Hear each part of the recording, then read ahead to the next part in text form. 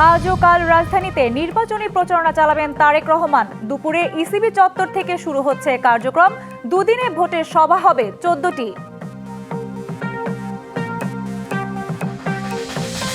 ভোটের বাকি 4 দিন, সারা দেশে তুঙ্গে প্রচারণা। প্রার্থীরা ছুটছেন বিরামহীন, অঙ্ক মেলাচ্ছেন ভোটাররা।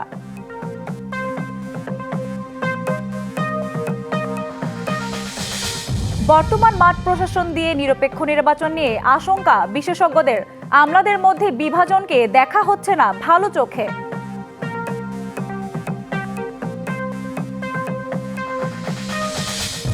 বাংলাদেশের জাতীয় নির্বাচনে চোখ উন্নয়ন সহযোগী দেশগুলোর। নিজেদের স্বার্থকে প্রাধান্য দিয়ে কষা হচ্ছে নানা অঙ্ক।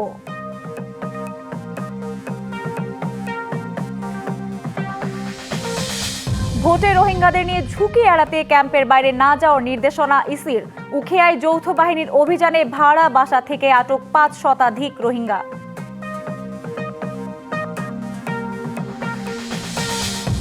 এবং চট্টগ্রাম বন্দরে 2 দিন বিরতির পর আবারও অনির্দিষ্টকালের ধর্মঘটে শ্রমিক কর্মচারীরা। চেয়ারম্যানকে প্রত্যাহার সহ 4 দফা দাবি। আজ ও কাল রাজধানীতে 14টি নির্বাচনী জনসভায় অংশ নেবেন বিএনপির চেয়ারম্যান তারেক রহমান। দুপুরে তার নিজ নির্বাচনী এলাকা ঢাকা 17 আসনের ইসিবি চত্বর থেকে শুরু হবে কার্যক্রম। কাল ঢাকা 7 আসনের লালবাগ বালুর মাঠে জনসভা দিয়ে শেষ হবে 2 দিনের কর্মসূচি। আজ ইসিবি চত্বরের সভা শেষে পল্লবীর লাল মাঠের জনসভায় অংশ নেবেন তারেক রহমান। পর্যায়ক্রমে ঢাকা 16, 15, 14, 13 সহ বিভিন্ন এলাকা ঘুরে রাতে ঢাকা 11 আসনের বাড্ডায় জনসভায় অংশ নেবেন বিএনপি চেয়ারম্যান।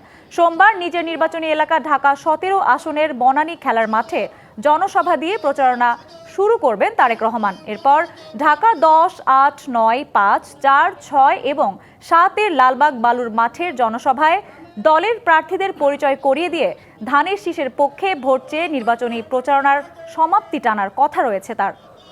রাজধানীর বাড্ডায় চলছে 11 দলীয় জোটের নির্বাচনী জনসভা। সেখানে কথা বলছেন ঢাকা 11 আসনের প্রার্থী ও এনসিপির আহ্বায়ক নাহিদ ইসলাম। সরাসরি যুক্ত হচ্ছি সেখানে। বৈষম্য আমরা দূর করব ইনশাআল্লাহ। এই অঞ্চলের নাগরিক সুবিধা আমরা নিশ্চিত করব। যে সকল মানুষ ভূমি হারিয়েছে তাদের ভূমি আমরা ফিরিয়ে দেওয়ার ব্যবস্থা করব, নতুবা তাদেরকে আমরা ন্যায্য মূল্য পাইয়ে দেওয়ার ব্যবস্থা করব। এই ভূমিদস্যুদের সিন্ডিকেট ঢাকা 11 থেকে আমরা চিরতরে নির্মূল করব ইনশাআল্লাহ। প্রিয় এলাকাবাসী, আজকে আমরা শুধু ঢাকা 11 আসনের কথা বলতেই আসি নাই। আমরা শুধু ঢাকা 11 আসনের জন্যই জয়ের ব্যাপারে আশাবাদী নই, আমরা সমগ্র বাংলাদেশে জয়ের ব্যাপারে আশাবাদী। 11 দলীয় ঐক্য জোট, সরকার গঠনের ঐক্য জোট, আগামীর বাংলাদেশ নেতৃত্ব দেওয়ার ঐক্য জোট। ফলে 11 দলীয় ঐক্য জোটের নেতৃত্বে আপনার সারা বাংলাদেশে যে যেখানে যেই মার্কা যেই প্রার্থী আছেন তাদেরকে সহযোগিতা করে তাদেরকে ভোট দিয়ে জিতিয়ে আনবেন, এই আহ্বান আপনাদের প্রতি রইল।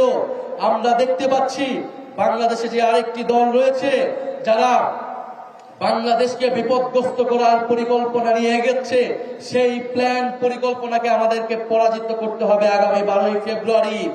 বাংলাদেশকে দখলদার মুক্ত, আধিপত্যবাদ মুক্ত, সন্ত্রাস মুক্ত করতে হবে আগামী 12 ফেব্রুয়ারি। আপনারা কি তার জন্য প্রস্তুত আছেন? 12 ফেব্রুয়ারি ভোট কেন্দ্র পাহারা দেওয়ার জন্য প্রস্তুত আছেন? ইনশাআল্লাহ আমরা তরুণ যুব সমাজ সবাই প্রস্তুত আছি। আপনাদের প্রতি আরো আহ্বান জানাই, 12 ফেব্রুয়ারি যদি ব্যর্থ হয় 5ই আগস্ট ব্যর্থ হয়ে যাবে। ইনশাআল্লাহ আমরা 5ই আগস্ট যেভাবে সফল করেছি 12 ফেব্রুয়ারিকেও সফল করব। ইনশাআল্লাহ 12 ফেব্রুয়ারি আমরা বিজয় নিয়ে ঘরে যাব। আমি পরিশেষে বলতে চাই, আমি খুব অল্প সময় পেয়েছি এলাকা, আমার এলাকা হলেও প্রচারণা করার জন্য আমি অনেক অল্প সময় পেয়েছি। ঢাকার বাইরেও আমাকে যেতে হয়েছে দলীয় কাজে, জোটের কাজের জন্য। আমি আমার মা বোনদের প্রতি অনেক অনেক কৃতজ্ঞতা প্রকাশ করছি অন্তরের অন্তরস্থল থেকে। 11 দলের যারা সমর্থক রয়েছেন, আমাদের নেতা কর্মীরা রয়েছেন, আমাদের মা বোনেরা, তরুণ সমাজ রয়েছেন, তারা এই অল্প দিনে আপনারা আমার জন্য, শাপলা কলির জন্য আমি আতিক ভাইয়ের প্রতি কৃতজ্ঞতা প্রকাশ করছি। জামাত ইসলামের সকল পর্যায়ের নেতৃবৃন্দের প্রতি, কর্মীবৃন্দের প্রতি কৃতজ্ঞতা প্রকাশ করছি। রাজধানীর বাড্ডায় নির্বাচনী জনসভায় কথা বলছিলেন নাহিদ ইসলাম, যুক্ত ছিলাম সেখানে। ঢাকা ৮ আসনের নির্বাচনী প্রচারণার খবর জানাতে রাজধানীর আরামবাগ এলাকা থেকে যুক্ত হচ্ছেন সহকর্মী সানি আহমেদ। বিস্তারিত জানতে চলে যাচ্ছি তার কাছে। সানি, প্রচারণার শুরুর পর থেকেই আলোচনার কেন্দ্রবিন্দুতে ঢাকা ৮ আসন। আজ কেমন দেখছেন সেখানকার প্রচারণা, বিস্তারিত জানাবেন। এই মুহূর্তে আমি রয়েছি আরামবাগ মোড়ে। এখান থেকেই ঢাকা ৮ আসনের প্রার্থী, বিএনপি সমর্থিত প্রার্থী মির্জা আব্বাস একটু পরেই এখানে গণসংযোগ করবেন, সমাবেশ করার কথা রয়েছে। তবে এই মুহূর্তে নেতাকর্মীরা উপস্থিত হচ্ছেন, এখানে উল্লাসের একটি উল্লাস দেখা যাচ্ছে। একই সাথে ঢাকা শহর জুড়ে বিভিন্ন জায়গায় আইনশৃঙ্খলা বাহিনীর ব্যাপক তোড়জোড় দেখা যাচ্ছে এবং বিভিন্ন জায়গায় আইনশৃঙ্খলার যেখানে অপরাধপ্রবণ এলাকাগুলো রয়েছে সেখানেও আইনশৃঙ্খলা বাহিনীর তৎপরতা দেখেছি। তবে এই মুহূর্তে যদি আমরা একজনের সাথে কথা বলি, বিএনপির স্থানীয় পর্যায়ের একজন নেতার সাথে, যে আপনারা কতখানি আশাবাদী, আপনারা মনে করছেন যে আপনারা ভোটে জয়লাভ করবেন? ধন্যবাদ আপনাকে। আমরা আশাবাদী যে গত 17 বছর এদেশের লোক কোনো নির্বাচনে ভোট দিতে পারেনি। তো এবার আসন্ন জাতীয় সংসদ নির্বাচনে আমরা আশাবাদী এদেশে একটা ফেয়ার নির্বাচন হবে। সে ফেয়ার নির্বাচনে আমাদের যে এই এলাকার মনোনীত প্রার্থী জননেতা মির্জা আব্বাস সাহেব বিপুলভাবে সাড়া পাচ্ছে। এটা আপনারা যাচাই করেও দেখতে পাচ্ছেন, কারণ জননেতা মির্জা আব্বাস এই এলাকায় ঢাকা ৮ এই এলাকায় সে অনেক উন্নয়ন করেছে এবং এলাকার প্রতিটা মানুষ, প্রতিটা বাড়িওয়ালা, প্রতিটা দোকানদার, তাদের একটা আশা যে আমরা আব্বাস ভাইকে কখন ভোট দিব, কবে দিব। কিন্তু আমি আশাবাদী একটা সাধারণ জনগণ হিসাবে এবার ঈদের মতন উৎসব নিয়ে জনগণ একটা ভোট দিবে। যদি ভোটটা ফেয়ার হয়ে যায়, আমাদের সাধারণ পাবলিকের একটা ভোটটা ফেয়ার দরকার। জি, ধন্যবাদ। তো আমরা শুনছিলাম একজন এখানকার বিএনপির একজন সমর্থিত একজন নেতাকর্মীর কথা শুনছিলাম। তিনি জানাচ্ছিলেন বিভিন্ন আশার কথা জানাচ্ছিলেন, উচ্ছ্বাসের কথা জানাচ্ছিলেন। একই সাথে যে উৎসবমুখর ভাবে এই যে ক্ষণগণনা চলছে, ভোটের ক্ষণগণনা চলছে, সেই ভোটের ক্ষণগণনার মধ্যে দিয়েই হয়তো আর 2 দিন পরেই নির্বাচন, তারপরে কাঙ্ক্ষিত ফলাফল পাওয়া যাবে। তবে এখন পর্যন্ত আমি মির্জা আব্বাসের নির্বাচনী প্রচারণার খবর জানছিলাম। তবে মির্জা আব্বাস শেষে আমি নাসিরউদ্দিন পাটোয়ারির এই ঢাকা ৮ আসনের যে প্রার্থী রয়েছেন, নাসিরউদ্দিন পাটোয়ারি সহ বিভিন্ন প্রার্থীর খোঁজ খবর রাখবো। তো এই ছিল আমার কাছে। সঞ্জিদা। সানি, ধন্যবাদ আপনাকে। ভোটের বাকি আর 4 দিন, তাই সারা দেশে প্রচারণা এখন তুঙ্গে। শহর থেকে গ্রাম, অলি গলিতে ভোটারের কাছে ছুটছেন প্রার্থীরা, আর ভোটাররা মেলাচ্ছেন নানা অঙ্ক। বিএনপি, জামায়াত আর এনসিপির প্রার্থীদের সাথে প্রতিটি নির্বাচনী এলাকায় সক্রিয় রয়েছেন স্বতন্ত্ররাও। বিরামহীন চলছে তাদের ভোটের প্রচারণা। প্রার্থীদের কাছে পেয়ে খুশি সাধারণ ভোটাররা। প্রার্থীদের প্রতিশ্রুতির জবাবে তারা জানিয়ে দিচ্ছেন নিজেদের চাহিদাও। অন্যদিকে ভোটের প্রচারণার সময় নিয়ম ভাঙার অভিযোগ উঠেছে অনেক জায়গায়। খুলনার প্রচারণার খবর জানাতে সরাসরি যুক্ত হচ্ছেন সহকর্মী আমিরুল ইসলাম। আমিরুল, এই মুহূর্তে কোন প্রার্থী প্রচারণা চালাচ্ছেন এবং তিনি ভোটারদের কি ধরনের প্রতিশ্রুতি দিচ্ছেন জানাবেন? আপনি জানেন যে খুলনা বিভাগে যে 36টি আসন রয়েছে, তার মধ্যে খুলনা 2 আসনটা একটা মর্যাদাপূর্ণ আসন।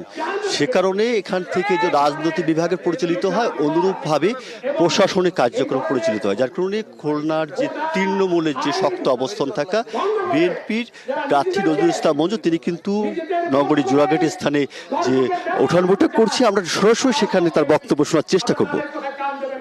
বিএনপি গণতান্ত্রিক দল, বিএনপি মানুষের দল, মানুষ বিএনপির পাশে রয়েছে। এই অঞ্চল বিএনপির ঘাঁটি অঞ্চল। বিগত সকল নির্বাচনে বিএনপির ধানের শীষ বিজয় হয়েছে। এবার ইনশাআল্লাহ বিজয় হবে। সবাইকে ধন্যবাদ। আল্লাহ হাফেজ। বাংলাদেশ জিন্দাবাদ। কি ধরনের প্রতিশ্রুতি দিচ্ছে বিশেষ করে নির্বাচনী এলাকায়? মানুষের কল্যাণের জন্য কাজ করব। মানুষ যা চায় সেই আশা পূরণ করবে বিএনপি। নতুন বাংলাদেশ গড়বে বিএনপি। তারেক রহমানের নেতৃত্বে আগামী বাংলাদেশ ইনশাআল্লাহ এগিয়ে যাবে এবং আমরা সেই যাত্রার একজন কেন্দ্র হিসেবে কাজ করব। মানুষের জন্য বাকি জীবন উৎসর্গ করে দেবো ইনশাআল্লাহ। কি সংকট রয়েছে, কি ধরনের সংকটের সমাধান করতে চান? সংকট চাই শিল্প বাণিজ্য নগরী খুলনার পুরনো ঐতিহ্যকে আমরা ফিরিয়ে আনতে চাই।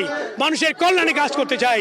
বাণিজ্যিক বাণিজ্যিক পরিবেশ রচনা করতে চাই এবং নিরাপদ খুলনা করতে চাই। ধন্যবাদ। ধন্যবাদ আপনাকে। এবং খুলনা বিভাগের যে এই আসনটিতে খুলনায় যে প্রার্থী রয়েছে, বিশেষ করে যেমন তৃণমূলে শক্ত অবস্থান থাকা যে নজরুল ইসলাম মঞ্জু প্রার্থী হয়েছে, অনুরূপভাবে যে জামাতে ইসলামের ছাত্রদের উঠে আসা জাহাঙ্গীর হোসেন হেলালও এই স্থানে প্রতিযোগিতা করছে। অনুরূপভাবে ত্রিমুখ তিনজন যে প্রার্থী রয়েছে, বিএনপি যেমন জয়ের ব্যাপারে আশাবাদী, অনুরূপভাবে যে জুলাই বিপ্লবের পরবর্তী সময় জামাত এবং ইসলামী শাসনতন্ত্র আন্দোলন প্রার্থীরাও এই আসন থেকে জয়ের ব্যাপারে আশাবাদী, যার কারণে যে ত্রিমুখী লড়ার মধ্য দিয়ে যে এখানটায় যে জয় পরাজয় নির্ধারিত হবে এবং প্রার্থীরা তিনজন প্রার্থী আশাবাদী যেখানে তারা জয়ের ব্যাপারে। এটাই ছিল সর্বশেষ অবস্থা। আমিরুল, ধন্যবাদ আপনাকে। এই ক্ষমতার চেয়ার চাই না, আমি চাই এই সমতার চেয়ার। সমতার চর্চায় প্রয়োজন শক্ত মনোবল, যেমন শক্ত মজবুত আরএসএল চেয়ার। ক্ষমতার নয়, সমতার চেয়ার। রাজধানীর বাড্ডায় নির্বাচনী জনসভায় কথা বলছেন জামায়াতের আমির ডাক্তার শফিকুর রহমান। সরাসরি যুক্ত হচ্ছি সেখানে। তারপরের দিন 16 তারিখ উত্তরবঙ্গের এক সিংহ পুরুষ, আমাদের গর্ব অহংকার, বেগম রোকেয়া বিশ্ববিদ্যালয়ের মেধাবী ছাত্র আবু সাইদ রাস্তায় নেমে বলেছিল, হয় আমার অধিকার দে, না হয় আমাকে একটা গুলি দে। সে ডানা পেতে বলেছিল, বুকের ভিতরে তুমুল ঝড়, বুক পেতেছি, গুলি কর। রাস্তা ছাড়ে নাই, বীরের মতো দাঁড়িয়েছিল। 1, 2, 3 পরপর 3টি গুলি করে তাকে খুন করা হয়েছে। কিন্তু আল্লাহর কসম, একটা গুলিও সে পিঠে নেয় নাই, 3টা গুলি সে বুকে নিয়েছে। এটি বীরের পরিচয়। আমরা তার প্রতি গভীর শ্রদ্ধা নিবেদন করি। একই দিনে তার আরো 5 জন সহকর্মী দেশের বিভিন্ন জায়গায় শাহাদত বরণ করে। আস্তে আস্তে এইভাবেই রক্তাক্ত বাংলাদেশ হয়ে উঠল এবং শেষ পর্যন্ত 36 জুলাই যেটাকে আমরা বলছি, অর্থাৎ 5ই আগস্ট, এই জাতি আওয়ামী জাহিলিয়াত থেকে মুক্তি পেল। আফসোস, আমরা যারা 15.5 বছর আওয়ামী জাহিলিয়াতের জাতাকলে পিষ্ট ছিলাম, বিভিন্ন রাজনৈতিক দল, আলিম ওলামা, সাংবাদিক বন্ধুগণ, সুশীল সমাজের সদস্য, কৃষক, শ্রমিক, মোটে মাঝি, যারাই ছিলাম, এর মধ্যে একটা অংশ এই মজলুম অবস্থার পরিবর্তন করে রাতারাতি তারা জালিমের ভূমিকায় অবতীর্ণ হয়ে গেল। যে সমস্ত অপকর্ম করে আওয়ামী লীগ দীর্ঘ সময় জাতিকে কষ্ট দিয়েছে, একই অপকর্ম এই লোকেরা 6 তারিখ সকাল থেকে শুরু করে দিল। আমরা বিনয়ের সাথে তাদেরকে অনুরোধ করলাম যে মজলুম ছিলেন, জালিম হবেন না। মজলুমের কষ্ট তো বুঝার কথা, তাই এখন মানুষকে কষ্ট দিচ্ছেন কেন? কিন্তু না, আমরা লক্ষ্য করলাম বেপরোয়া গতিতে চাঁদাবাজি, দখলবাজি, মামলাবাজি শুরু হয়ে গেল। এখনো অনেকে বলেন, বড় বড় ব্যবসায়ীরা বলেন, আমরা যাব কোথায়? আমাদেরকে জিম্মি করে আমাদের বিরুদ্ধে মার্ডার মামলা দিয়ে এখন আমাদের কাছ থেকে কোটি কোটি নয়, শত শত কোটি টাকা দাবি করা হচ্ছে। কারা দাবি করছে জানেন? এই 15.5 বছর যারা বাংলাদেশের মাটিতে ছিলেন না, পালিয়ে গিয়ে অন্য কোনো জায়গায় নিরাপদ আশ্রয় গ্রহণ করেছিলেন, ফিরে এসে তারাই সেই মামলা বাণিজ্য করছে।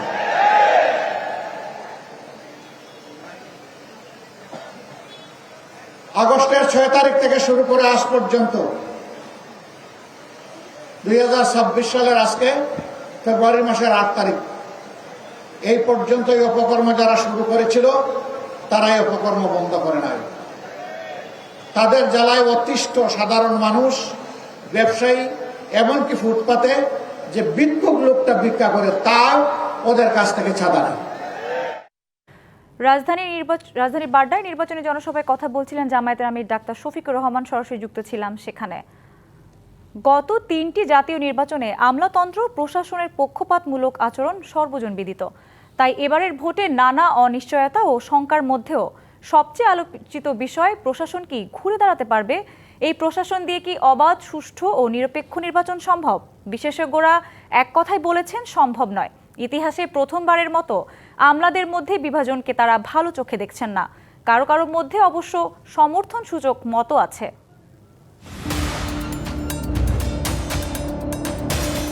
ত্রয়োদশ জাতীয় নির্বাচনের আর মাত্র কয়েকদিন বাকি। একদিকে চলছে নির্বাচনী প্রচার, আরেকদিকে প্রায় প্রতিটি দলই প্রশাসন ও আমলাতন্ত্রের দিকে ছুটছে নানা সন্দেহের তীর। প্রশাসনের প্রাণকেন্দ্র সচিবালয় থেকে শুরু করে মাঠ প্রশাসনের দিকে নজর সবারই। প্রধান দুই জোটের পক্ষ থেকেও অভিযোগ আছে প্রশাসন তাদের বিপক্ষে কাজ করছে। তাদের মধ্যেই আবার প্রশাসনকে নিজেদের দিকে টানার প্রতিযোগিতা তো আছেই। এমন পরিস্থিতিতে আগের সময়ের আমলাতন্ত্রের বিতর্কিত ভূমিকা বিবেচনায় প্রশাসনের নিরপেক্ষভাবে কাজ করতে পারাকে বড় চ্যালেঞ্জ হিসাবে দেখা হচ্ছে। সব পক্ষেরই দাবি বর্তমান প্রশাসন প্রতিপক্ষের কবজায়। আবার সম্প্রতি অ্যাডমিনিস্ট্রেটিভ সার্ভিস অ্যাসোসিয়েশনের মধ্যে পাল্টাপাল্টি কমিটি গঠনের মধ্য দিয়েও প্রশাসনে বিভাজন এখন সুস্পষ্ট। আমলাতন্ত্রের দলীয়করণ এবং বিভাজন এটা দুর্ভাগ্যজনক। এইবারের মতো বিভাজন আগে আর কখনো হয়নি। আগের বার তোমরা বলছো যে তোমাদের উপরে চাপ ছিল, তোমরা পারো নাই, আমরাও দেখছি, আমরা মানছি, কিন্তু এইবার তো সরকার তোমাদেরকে সেরকম কিছু বলতেছে না বা করতেছে না, তাইলে এখন কেন তোমরা এরকম হইলা? তাইলে এটা প্রতিষ্ঠিত হবে যে আমরা আসলেই খারাপ। গণঅভ্যুত্থানের পর এই আমলাতন্ত্রের উপর ঝড় বয়ে গেছে, তাতে আমলাতন্ত্র সম্পূর্ণ তছনছ হয়ে গেছে। এই তছনছ আমলাতন্ত্রকে যেভাবে যে দক্ষতার সহিত সাজানো দরকার ছিল অন্তর্বর্তীকালীন সরকার সেভাবে সাজাতে পারে নাই। পুরো নির্বাচনী ব্যবস্থা নির্বাচন কমিশনের হলেও তা বাস্তবায়নের মূল চালিকা শক্তি মাঠ প্রশাসনের আমলারা। বিশেষজ্ঞরা বলছেন প্রশাসনে বিএনপিপন্থী বা জামাতপন্থী আমলা থাকায় এককভাবে প্রভাব যেমন থাকবে না, উল্টো দিকে অনভিজ্ঞ কর্মকর্তা দিয়েও সুষ্ঠু ভোট সম্ভব নয়। তারা সকল দলের প্রতি সমান আচরণ করবেন, আইনশৃঙ্খলা রক্ষা করার চেষ্টা করবেন, নিরপেক্ষ প্রিসাইডিং অফিসার, পোলিং অফিসার নিয়োগ দিবেন, তদারকি করবেন, তাইলে ইনশাআল্লাহ সুষ্ঠু নির্বাচন অসাধ্য নয়। দুইটা দলে বিভক্তি হওয়া এটা অত্যন্ত মারাত্মক ক্ষতির কারণ হয়ে দাঁড়াবে। এ থেকে সুষ্ঠু নির্বাচন ব্যাহত হতে পারে। আশা করি সরকার এদিকে নজর দিবে। বিশেষজ্ঞরা তাগিদ দিয়েছেন সরকার ও নির্বাচন কমিশনের উচিত মাঠ প্রশাসনকে প্রভাবমুক্ত রেখে কাজ করার পরিবেশ তৈরি করে দেয়া। আমলাতন্ত্র যথেষ্ট হারাইছে, মানে এখন তাদের ঘুরে দাঁড়ানোর কথা, এখন তাদের নিজের ভাবমূর্তিটা ফিরে আনার কথা। তো এই কারণে আমি মনে করি যে এইবার হয়তো কোনো ডিসি ইউএনও কোনো পক্ষে যাবে না। দেশের এমন ক্লান্তিকালে এবং গণতন্ত্রের উত্তরণের পথে ত্রয়োদশ জাতীয় সংসদ নির্বাচনে সবচেয়ে গুরুত্বপূর্ণ ভূমিকা পালন করবে মাঠ প্রশাসন। আর বর্তমান এই মাঠ প্রশাসনের পক্ষে অবাধ, নিরপেক্ষ, সুষ্ঠু এবং গ্রহণযোগ্য একটি নির্বাচন অনুষ্ঠান আয়োজন করা সম্ভব হবে কি? এই প্রশ্নের উত্তর মিলতে অপেক্ষা করতে হবে ভোটের ফলাফল পর্যন্ত। শাহ ইমন, ডিবিসি নিউজ, ঢাকা। বাংলাদেশের নির্বাচনকে কিভাবে দেখছে উন্নয়ন সহযোগী দেশগুলো? প্রতিবেশী দেশগুলোরই বা প্রতিক্রিয়া কি? যে দলই ক্ষমতায় আসুক, বড় দেশগুলো দেখবে নিজেদের স্বার্থ বলছেন বিশ্লেষকরা।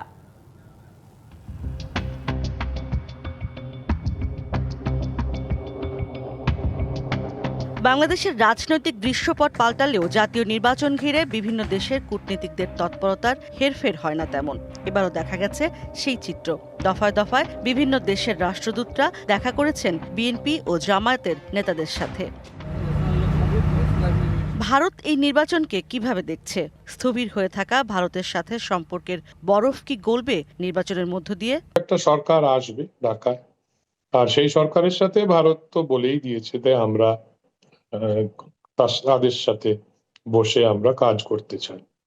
এটাও একটা মনে রাখা দরকার যে ভারত আগেও বাংলাদেশের যে কোনো সরকার এসেছে তার সাথে কাজ করেছে। যাই হোক, যেভাবেই হোক ইলেকশন, মোট কথা হলো যে একটা সরকার আসবে, তাদের সাথে ভারত সরকার নিশ্চয়ই বসবে আর কাজ করবে। নির্বাচন যেমনই হোক, চীন মনোযোগ দেবে ব্যবসা বাণিজ্যে। আর পাকিস্তানের ভারত বিরোধী অবস্থানের কারণে তারাও চাইবে ভারত থেকে দূরে থাকা সরকার, মনে করেন আন্তর্জাতিক সম্পর্ক বিশ্লেষক। নর্মালি চীন যেই সরকারই থাকুক না কেন তার সাথে ডিল করতে চায়, সেটা যে ধরনের সরকার, মানে অন্য কথায় ডোমেস্টিক পলিটিক্সের মধ্যে ঢুকতে চায় না। পাকিস্তান যেই পর্যায়ে গেছে সেখানে বাংলাদেশের সাথে বড় ধরনের অর্থনৈতিক সম্পর্ক করার কাঠামো সম্ভব এখনো হয়নি। তাদের দিক থেকে হলো যে বাংলাদেশে যদি একটা ভারত বিরোধী কোনো একটা দল থাকে তাহলে তারা খুব মনে করে যে তাদের রাজনীতির অংশ হিসাবে ওটা ভালো হয়। নির্বাচন কেমন হয়, জনগণ কি চায়, সব দিক বুঝে আগামী সরকারের সাথে সম্পর্ক নির্ধারণ করবে মার্কিন যুক্তরাষ্ট্র, মনে করেন বিশ্লেষকরা। বিভিন্ন ক্ষেত্রে যুক্তরাষ্ট্র এখন অপেক্ষা করছে যে নির্বাচনটি 12ই ফেব্রুয়ারির কেমন হবে, ভোটার সংখ্যা কেমন হবে এবং কোনো হানাহানি বা কারচুপি বা নিরপেক্ষ সুষ্ঠু নির্বাচন হবে কিনা সেদিকে লক্ষ্য রাখবে। আমেরিকা তার বন্ধু দেশগুলি এমনকি তার শত্রু দেশগুলির উপরও গণতন্ত্রের যে প্রভাব বিস্তার করতে পারে সেটারই অনবরত সংগ্রাম চলতে থাকে। 12ই ফেব্রুয়ারি নির্বাচনের পর একটি কার্যকর সরকার ক্ষমতায় এলে সচল হতে পারে বাংলাদেশের অর্থনীতির চাকা, খুলে যেতে পারে অনেক সম্ভাবনার দুয়ার, প্রত্যাশা বিশ্লেষকদের। ইশরাত জাহান উর্মি, ডিবিসি নিউজ, ঢাকা। কক্সবাজারের উখিয়ায় ক্যাম্পের বাইরে অবৈধভাবে ভাড়া বাসা ও স্থানীয়দের জমি দখল করে বসবাস করা 1000-এর বেশি রোহিঙ্গাকে আটক করেছে যৌথ বাহিনী। মধ্যরাত থেকে উখিয়ার বালুখালী এলাকায় শুরু হয় এই অভিযান। যৌথ বাহিনী জানায়, ত্রয়োদশ জাতীয় সংসদ নির্বাচনে রোহিঙ্গাদের ব্যবহারের শঙ্কা রয়েছে, তাই ক্যাম্পের বাইরে থাকা রোহিঙ্গাদের বিষয়ে কঠোর অবস্থানে রয়েছে আইন শৃঙ্খলা বাহিনী। এরই ধারাবাহিকতায় অভিযানে এখন পর্যন্ত 1000-এর বেশি রোহিঙ্গাকে আটক করা হয়েছে। এ নিয়ে বিস্তারিত জানাতে যোগ দিচ্ছেন সহকর্মী শঙ্কর বড়ুয়া। রুমি, কতজন রোহিঙ্গাকে আটক করা হয়েছে, অভিযান কি এখনো চলছে কিনা সব মিলিয়ে জানাবেন। জাতীয় সংসদ নির্বাচনকে কেন্দ্র করে কক্সবাজারে সেনাবাহিনীর নেতৃত্বে যৌথ বাহিনী কিন্তু বিভিন্ন এলাকায় অভিযান শুরু করেছে। তারই অংশ হিসেবে আজকে ভোর রাত থেকে উখিয়ার পালংখালী ইউনিয়নের বালুখালী এলাকায় রোহিঙ্গা ক্যাম্পের পাশে ক্যাম্পের বাইরে প্রশাসনের অনুমতি এছাড়া বসবাসকারী রোহিঙ্গাদের আটকে যৌথ বাহিনী অভিযান শুরু করে এবং ভোর রাত থেকে পর্যন্ত অন্তত সহস্রাধিক রোহিঙ্গাকে আটক করা হয়েছে এবং অভিযান এখনো অব্যাহত রয়েছে।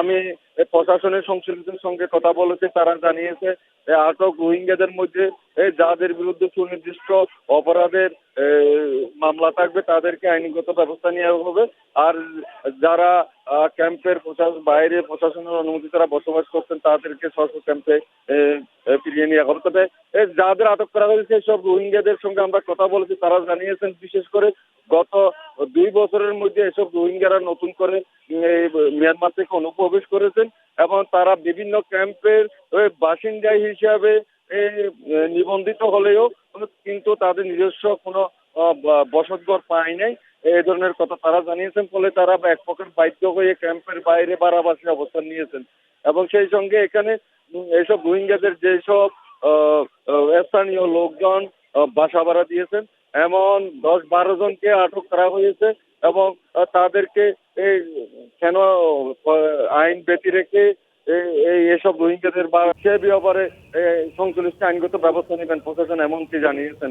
অভিযান এখনো অব্যাহত রয়েছে এবং অভিযান শেষে আমরা বিস্তারিত তথ্য সংশ্লিষ্টদের কাছ থেকে পাবো। শান্তিতে আমার কাছে কক্সবাজারের উখিয়ার বালুখালী থেকে এই থেকে ছিল সর্বশেষ। রুমি, ধন্যবাদ আপনাকে। আজ আবারও চট্টগ্রামে বন্দর চেয়ারম্যানের প্রত্যাহার সহ 4 দফা দাবিতে অনির্দিষ্টকালের ধর্মঘটে শ্রমিক কর্মচারীরা। বন্দর রক্ষা পরিষদের ডাকে সকাল 8টা থেকে শুরু হয় এই ধর্মঘট। গত সপ্তাহের শনিবার থেকে চট্টগ্রাম বন্দরে শুরু হয় বিক্ষোভ, অবরোধ, কালো পতাকা মিছিল ও কর্মবিরতি কর্মসূচি। চলে টানা 6 দিন। শুক্র ও শনিবার কর্মসূচি শিথিল করার পর আবারও দেশের প্রধান সমুদ্র বন্দর অচলাবস্থা শুরু হয়। শ্রমিক কর্মচারীদের অনির্দিষ্টকালের কর্মবিরতিতে বন্দরের অচলাবস্থার প্রভাব পড়েছে সরবরাহ ব্যবস্থায়। বহির্নোঙর সহ বন্দরের জেটিতে বন্ধ রয়েছে সব ধরনের কাজ। এতে বন্ধ হয়ে গেছে আমদানি ও রপ্তানি বাণিজ্য। এ নিয়ে বিস্তারিত জানাতে সরাসরি যুক্ত হচ্ছেন সহকর্মী মাসুদুল হক। মাসুদ, ধর্মঘটের কারণে বন্দরে কি প্রভাব পড়েছে এবং সেখানকার সবশেষ পরিস্থিতির তথ্য জানাবেন। এই মুহূর্তে রয়েছে আমি চট্টগ্রাম বন্দর ভবনে।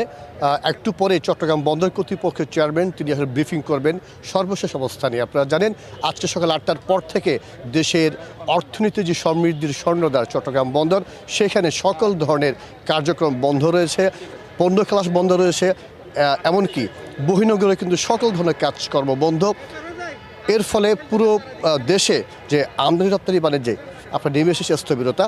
এবং আপনারা জানেন গেল সপ্তাহে কিন্তু 6 দিন চট্টগ্রাম বন্দরে কিন্তু কর্মবিরতি পালন করে যারা আন্দোলনকারীরা। এর ফলে কিন্তু পুরো দেশের যে অর্থনীতির যে অবস্থা সেটি একেবারে বাজে একটা অবস্থায় হয়। তো এরপর কিন্তু গত বৃহস্পতিবার নৌ পরিবহন উপদেষ্টার আশ্বাসে তারা শুক্রবার এবং শনিবার তারা 2 দিন তারা কর্মবিরতি প্রত্যাহার করে। এরপর পরে কিন্তু বন্দরের কিছুটা পণ্য খালাস উন্নতি হলো, কিন্তু আজকের পর থেকে আবার অবস্থা আগের মতোই হয়েছে। অর্থাৎ বন্দরে কোনো ধরনের পণ্য খালাস হচ্ছে না, বন্দর থেকে কোনো ধরনের পণ্য বা কোনো ধরনের পণ্যবাহী কোনো লরি বা ট্রাক বের হচ্ছে না। এর ফলে সবচেয়ে বেশি সমস্যার মধ্যে পড়েছেন উৎপাদনমুখী শিল্পে কারখানাগুলো। সেইখানে কিন্তু উৎপাদন ব্যাহত হচ্ছে। একই সাথে যারা রপ্তানিকারক অর্থাৎ পোশাক কারখানা মালিকরা, তারা তাদের যে অর্ডার রয়েছে বিভিন্ন দেশে প্রায় 8,000-এর মতো কন্টেনার সেগুলো আটকে পড়েছে চট্টগ্রাম বন্দরে, যেগুলো যাওয়ার কথা ছিল বিশ্বের বিভিন্ন দেশে। আমরা সর্বশেষ যেটা জানতে পেরেছি এই মুহূর্তে চট্টগ্রাম বন্দরে প্রায় শতাধিকের অধিক জাহাজ অপেক্ষা করছে বিভিন্ন পণ্য নিয়ে। সেখানে অনেক জাহাজে খাদ্যপণ্য রয়েছে। আপনারা জানেন আর কয়েকদিন পরেই পবিত্র রমজান মাস শুরু হবে এবং এরই মধ্যে যে ভোগ্যপণ্য খালাস না হয় সেই ক্ষেত্রে রমজানের মধ্যে ভোগ্যপণ্যের দাম কিন্তু বাড়তে হতে পারে এবং এর ফলে বাজারও কিন্তু অস্বাভাবিক দাম হওয়ার একটা আশঙ্কা রয়েছে। তো যেমনটি বলছিলাম একটু পরেই চট্টগ্রাম বন্দর কর্তৃপক্ষের চেয়ারম্যান তিনি এখানে ব্রিফিং করবেন। সে সময় হয়তো আমরা আপনাকে আর আপডেট খবর জানাতে পারবো। এই ছিল আমার কাছে চট্টগ্রাম বন্দর থেকে খবর। মাসুদ, ধন্যবাদ আপনাকে। ঠাকুরগাঁও নির্বাচনী জনসভায় বক্তব্য রাখছেন বিএনপির মহাসচিব মির্জা ফখরুল ইসলাম আলমগীর। সরাসরি যুক্ত হচ্ছি সেখানে। তাহলে দেশে বিদেশে আমার চাকরির সুযোগ অনেক বেশি এবং সেখান থেকে আমি অনেক বেশি আয় করতে পারবো। এই জন্য এই এলাকাতে আমি কারিগরি প্রশিক্ষণ কেন্দ্র অনেকগুলো স্থাপন করতে চাই। দ্বিতীয়ত, যেটা শিক্ষিত ছেলে মেয়েদেরকে বলতে চাই যে যারা কম্পিউটার জানে, কম্পিউটার চালাতে পারে অথবা ল্যাপটপ চালাতে পারে, তারা আউটসোর্সিং করে ডাটা প্রসেসিং করে প্রতি মাসে 2 থেকে 3 লক্ষ টাকা আয় করতে পারে। কত টাকা বুঝতে পারছেন? কত টাকা মাসে আয় করতে পারে? ন্যায়ের পথে ন্যায্য পথে হালাল রুজিতে 2 থেকে 3 লাখ টাকা বাড়িতে বসে আয় করতে পারবে যদি আমি কম্পিউটার ট্রেনিং দিয়ে ওই বিষয়টা চালু করতে পারি। এটা হচ্ছে এই এলাকার আমার কাজ করার আমার ইচ্ছা। সংবাদ এই ছিল এখনকার মতো। ডিবিসি নিউজের সংবাদগুলো পড়তে ভিজিট করুন dbcnews.tv আর ভিজিট করুন ডিবিসির ফেসবুক পেজ এবং ইউটিউব চ্যানেল। ডিবিসির সঙ্গেই থাকুন।